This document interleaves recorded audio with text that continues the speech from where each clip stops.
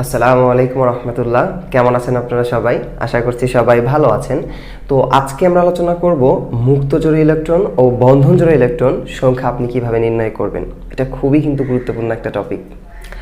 আর এই মুক্তজোড় এবং বন্ধনজোড় ইলেকট্রন সংখ্যা আপনার যে কোনো ধরনের যৌগ হোক না কেন, যে কোনো ধরনের যৌগই আপনি কিন্তু ব্যাখ্যা করতে পারবেন আজকের ক্লাসটা যদি আপনি প্রথম থেকে শেষ পর্যন্ত দেখেন।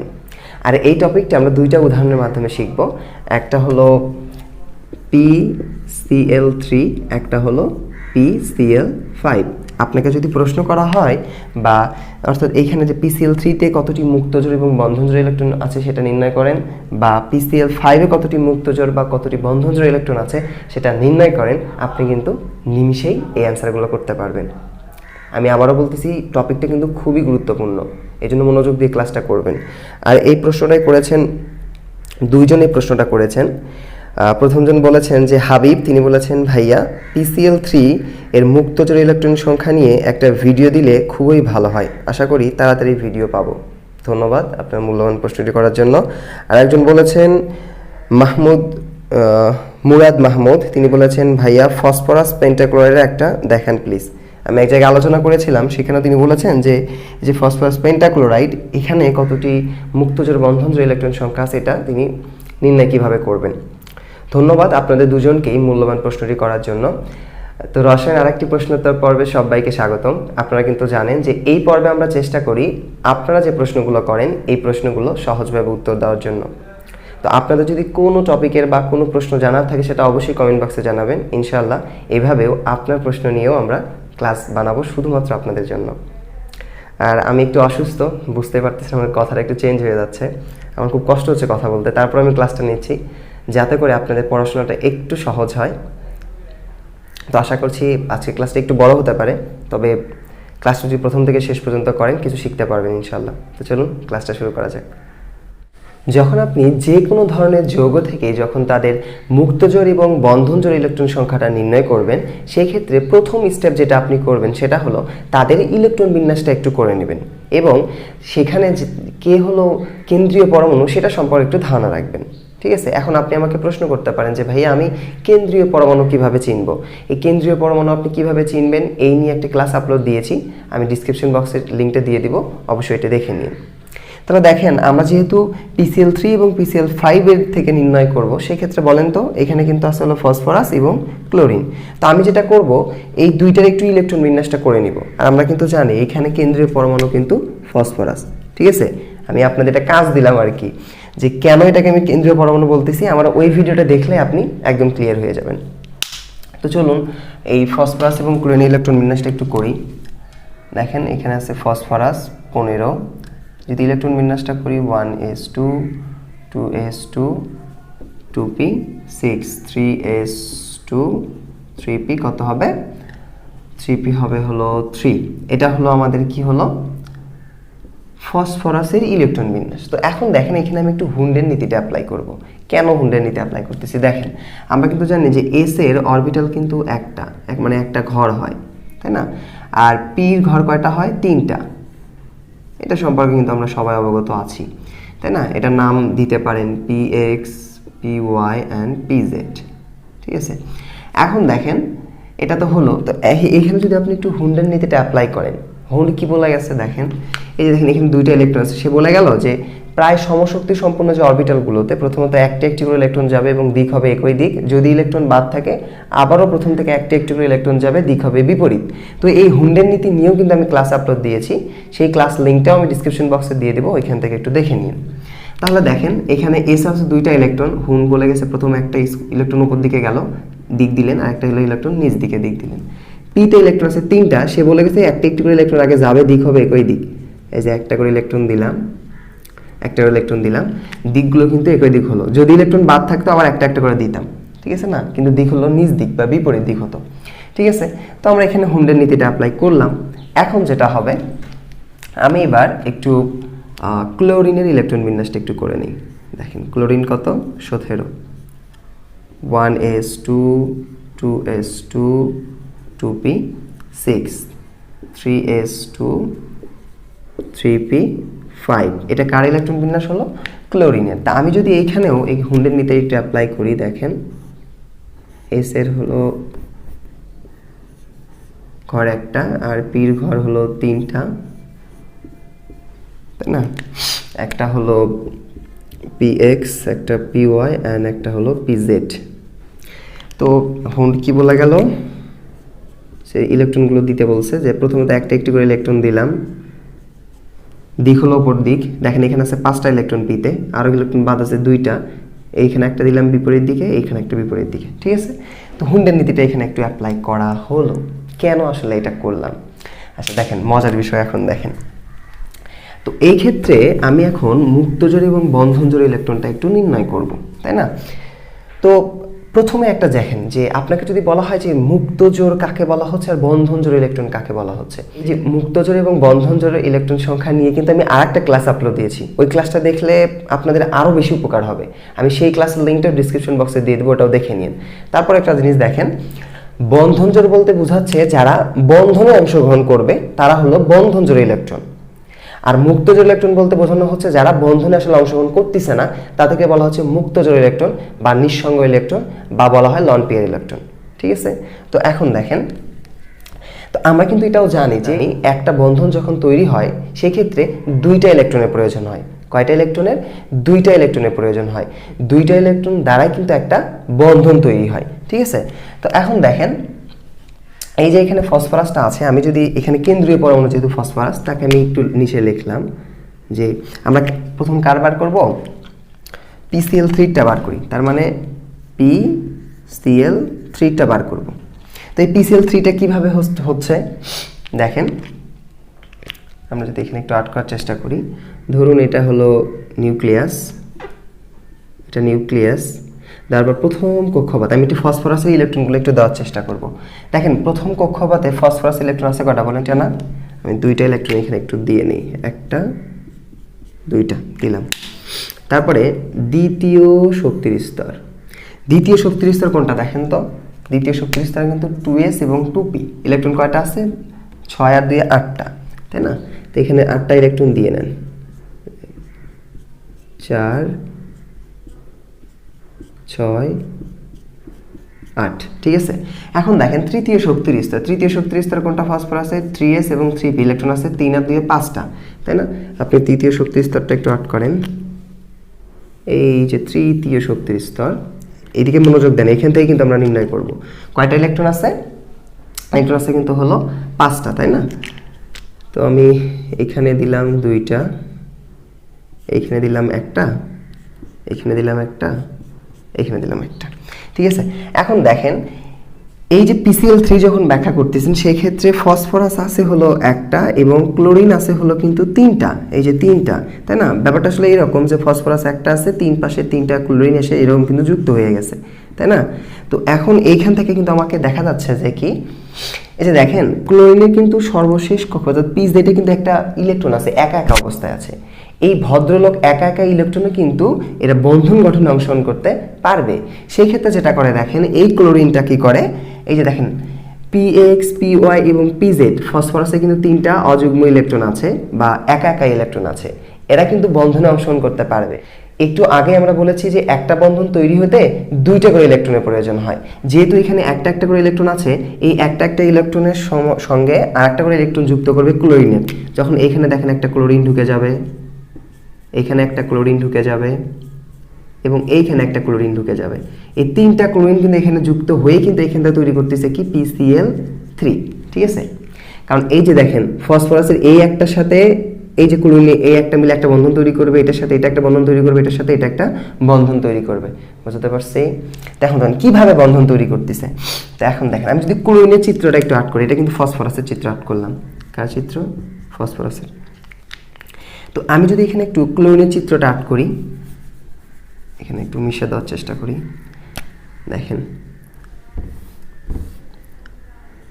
নিউক্লিয়াস, প্রথম শক্তির স্তর, প্রথম শক্তির স্তরে ক্লোরিনের ইলেকট্রন আছে হলো 2টা, তো আমি 2টা ইলেকট্রন দিয়ে নিলাম, একটা 2টা। তারপর দেখেন দ্বিতীয় শক্তির স্তর, দ্বিতীয় শক্তির স্তরে ইলেকট্রন আছে কটা? 2 আর 6 8টা, আমি এখানে 8টা ইলেকট্রন দিয়ে নিলাম, একটা 2টা 3টা 4টা 5টা 6টা 7টা 8টা। হয়ে গেল 2 4 6 8, একটু গুনে নিয়েন, আপনার হিসাব করে নিয়েন।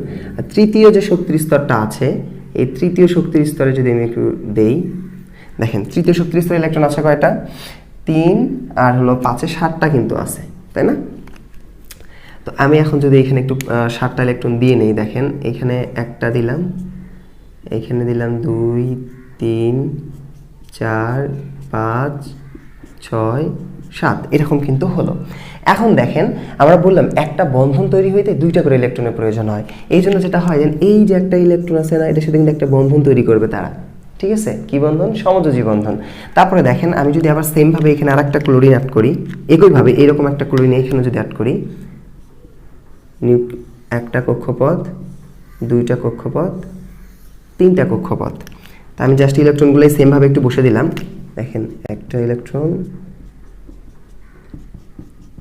একইভাবে কিন্তু, আবার এখানে একটা,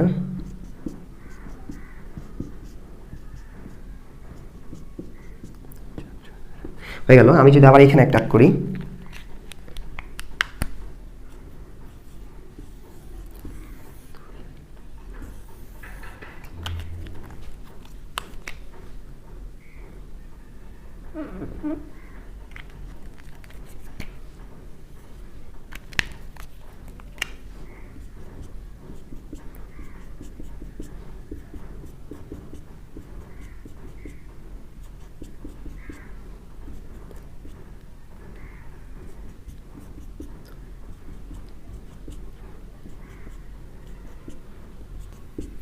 দেখেন আমাদের কিন্তু 3টা ক্লোরিন 3 পাশে হয়ে গেল। তো এখন যেটা হচ্ছে দেখেন, এই যে কি আছে এখানে, এই যে এই ক্লোরিনের, দেখেন এটা কিন্তু একটা ক্লোরিন, এখানে কিন্তু একটা ক্লোরিন, এখানে কিন্তু একটা ক্লোরিন, ঠিক আছে? এটা কিন্তু কি, এটা কিন্তু ফসফরাস। অর্থাৎ এইখান থেকে আমি একটা জিনিস দেখতে পাচ্ছি, সেটা হলো কি, এই যে ক্লোরিনের এই ইলেকট্রন এবং ফসফরাসের এই ইলেকট্রন এখানে একটা বন্ধন তৈরি করতেছে। আবার দেখেন এই ক্লোরিনের এই একটা ইলেকট্রন এবং ফসফরাসের এই ইলেকট্রন একটা কিন্তু বন্ধন অংশগ্রহণ করতেছে। আবার দেখেন এইখানেও কিন্তু এই ইলেকট্রন আর এই ইলেকট্রন কিন্তু একটা বন্ধন তৈরি করতেছে, ঠিক আছে? তার মানে আলটিমেটলি এখানে আমি একটা জিনিস বুঝতে পারতেছি, সেটা হলো আমি যখন PCl3-র কথা চিন্তা করতেছি, সেই ক্ষেত্রে আমি দেখতেছি বন্ধনে অংশগ্রহণ করতেছে আমার 3টা ইলেকট্রন, তাই না? দেখেন এইখানে, এই যে এইখানে একটা, এইখানে একটা, এইখানে একটা। তাই আমি একটু আগেই বললাম যারা বন্ধনে অংশগ্রহণ করে তাকে বলা হচ্ছে কি, বন্ধন জোড় ইলেকট্রন, ঠিক আছে? তার মানে বলেন তো তারা এখানে বন্ধনে অংশগ্রহণ করছে কে কে? এখানে একটা, এখানে একটা, এখানে একটা, না? তার মানে PCl3-তে বন্ধন জোড় ইলেকট্রন কয়টা?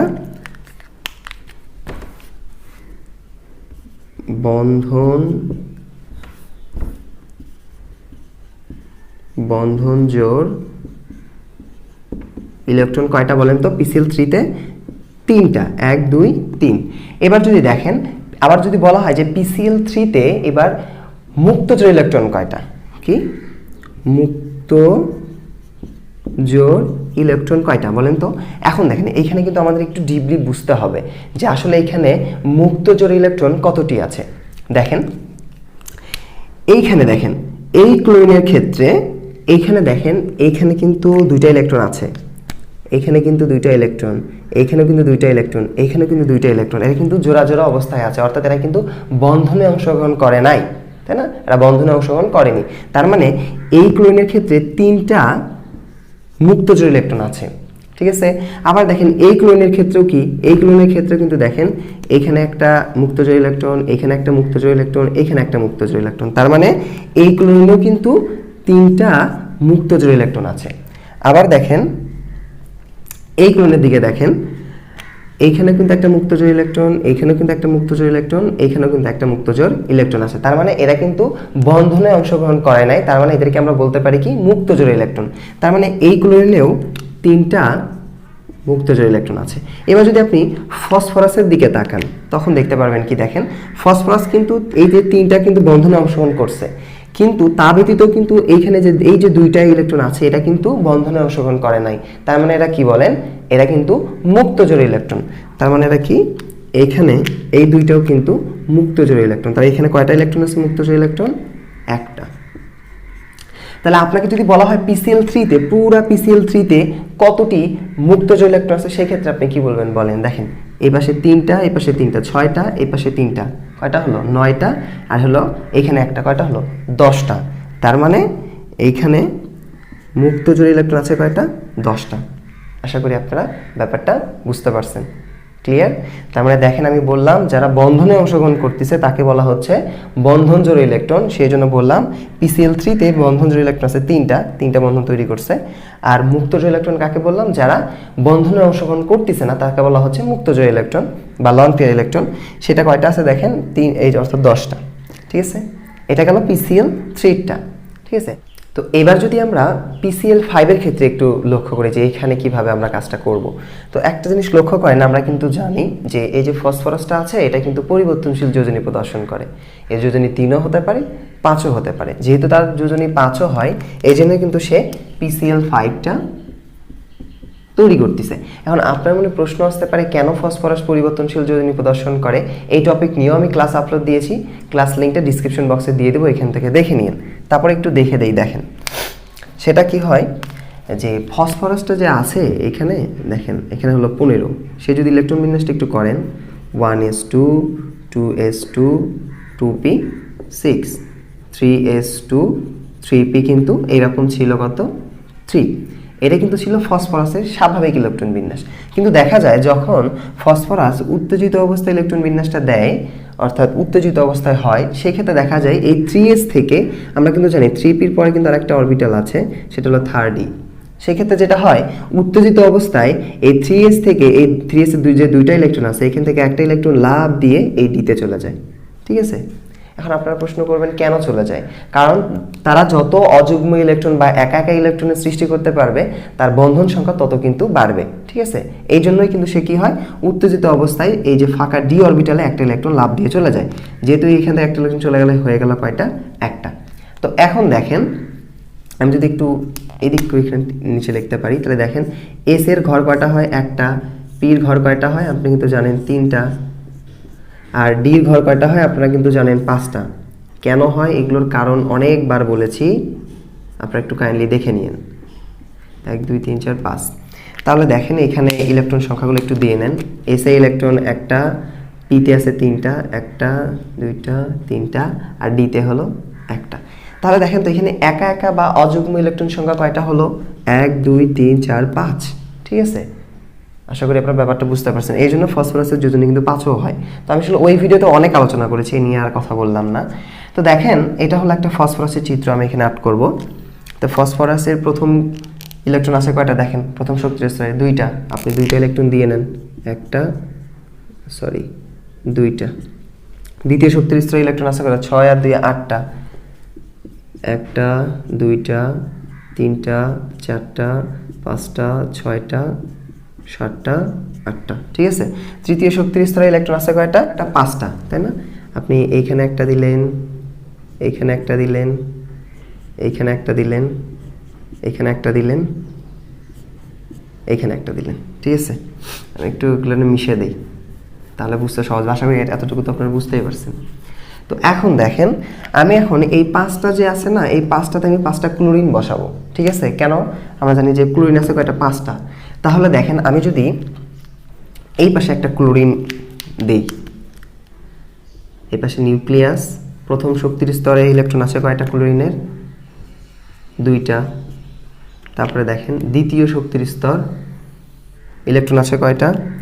আপনারা দেখতেছেন ক্লোরিনের 6 আর 2 8টা। এগুলো একটু আগেই তো ব্যাখ্যা করে আসলাম আমরা। 1টা 2টা 3টা 4টা 5টা 6টা 7টা 8টা। এখন আপনারা আমার জন্য মনে করিয়েন না যে ভাই আপনি এখানে স্টারের মতো দিচ্ছেন ইলেকট্রন, হয়তো বা দেখতে এরকম কিন্তু না, আমি জাস্ট বোঝানোর জন্য আপনাদের দিচ্ছি এখানে। আমি আবার যদি তৃতীয় শক্তির স্তরটা দেই,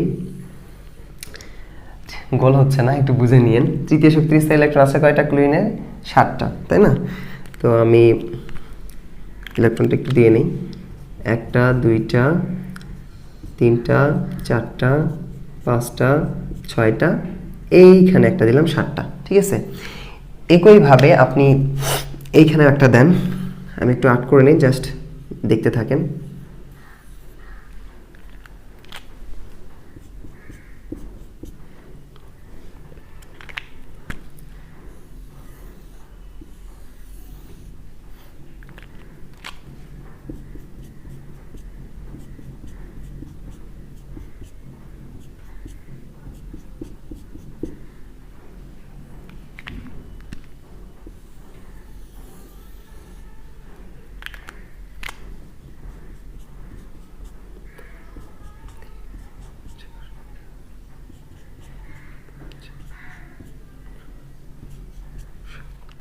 তাহলে দেখেন এইখানেও একটা ক্লোরিন, এটা একটা ক্লোরিন, এখানে একটা ক্লোরিন। তা আসলে আমি এত চিত্র আর্ট করার দরকার নাই, আপনি এইখানেও একটা ক্লোরিন অ্যাড করবেন, এখানেও একটা ক্লোরিন অ্যাড করবেন, এখানেও একটা ক্লোরিন অ্যাড করবেন। তা ধরে নেন আমি এই পাশেও একটা ক্লোরিন অ্যাড করছি চিত্র, এই পাশেও একটা ক্লোরিন চিত্র অ্যাড করছি, এই পাশেও ক্লোরিনের চিত্র অ্যাড করছি। কেন আসলে একটু বোঝাতে সহজ হবে আমার, কারণ বুঝতে পারছেন, কারণ এই দুইটা যদি বুঝেন, মানে আগেরটা যদি বুঝে থাকেন, এটাও আপনি খুব ইজিলি বুঝতে পারবেন। কেন এই কথা বলতেছি দেখেন তো, এইখানে এই যে ক্লোরিনটা আছে না, আমি একটু তাও ভালো করে বোঝানোর চেষ্টা করি। দেখেন এই যে আমি ধরুন এইখানে একটা ক্লোরিন দিলাম, আমি যা সর্বশেষ কক্ষপথে কি হচ্ছে সেটা দেখাবো। এই ক্লোরিনও কিন্তু এই যে একটা, এই ক্লোরিন একটা ইলেকট্রনের সঙ্গে এই যে ইলেকট্রনের কিন্তু একটা বন্ধন তৈরি করবে, ঠিক আছে? যেমনটা হয়েছে কি, যে এই ইলেকট্রনের সাথে কিন্তু একটা বন্ধন তৈরি করছে, আবার এই ইলেকট্রনের সাথে কিন্তু একটা বন্ধন তৈরি করছে। আবার দেখেন যেহেতু এগুলো ক্লোরিন, আবার এইখানে যদি একটা ক্লোরিন কল্পনা করেন আপনি, কারণ এখানে তো চিত্র আর্ট করতে হবে, আমরা জায়গা নাই দিয়ে কতটা লিখতেছি না। আবার এই ক্লোরিনের একটা ইলেকট্রনের সাথে এই ইলেকট্রন কিন্তু একটা বন্ধন তৈরি করবে। আবার দেখেন এই ইলেকট্রনের সাথে এই একটা ক্লোরিনের একটা ইলেকট্রনের সাথে কিন্তু একটা বন্ধন তৈরি করবে, ঠিক আছে? যেমন এখানে করছে, এখানে করছে, এখানেও করলো, এখানেও করলো, এখানেও করলো। তাহলে এখন দেখেন ফসফরাসের 5টা ইলেকট্রনই কিন্তু ক্লোরিনের 5টা ইলেকট্রনের সঙ্গে কিন্তু বন্ধনে অংশগ্রহণ করলো। তাহলে আমরা একটু আগে বলেছিলাম যারা বন্ধনে অংশগ্রহণ করে তাদেরকে বলা হচ্ছে বন্ধনজোড় ইলেকট্রন বা বন্ড পেয়ার ইলেকট্রন, ঠিক আছে? তাহলে দেখেন তো PCl5 বন্ধনে অংশগ্রহণ করলো কতটি ইলেকট্রন? 5টা না? 1টা 2টা 3টা 4টা 5টা। আমি আবার বলতেছি এখানে কিন্তু চিত্রগুলো হতো, তো আসলে বারবার ওই গোল দিয়ে তো লেখার প্রয়োজন কি? আশা করি আপনি তো বুঝতেই পারছেন ব্যাপারটা। আপনারা একটু চিত্র আর্ট করে দেখে নিন, ঠিক আছে? তার মানে এইখানে আমরা বুঝলাম বন্ধনে অংশগ্রহণ করছে 5টা ইলেকট্রন, তার মানে PCl5 কোথায়? PCl5 বন্ধনজোড় ইলেকট্রন কয়টা আছে?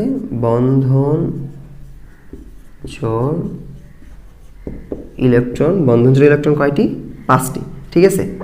এখন দেখেন আবার যদি বলা হয় যে মুক্তজোড় ইলেকট্রন কয়টি আছে? কি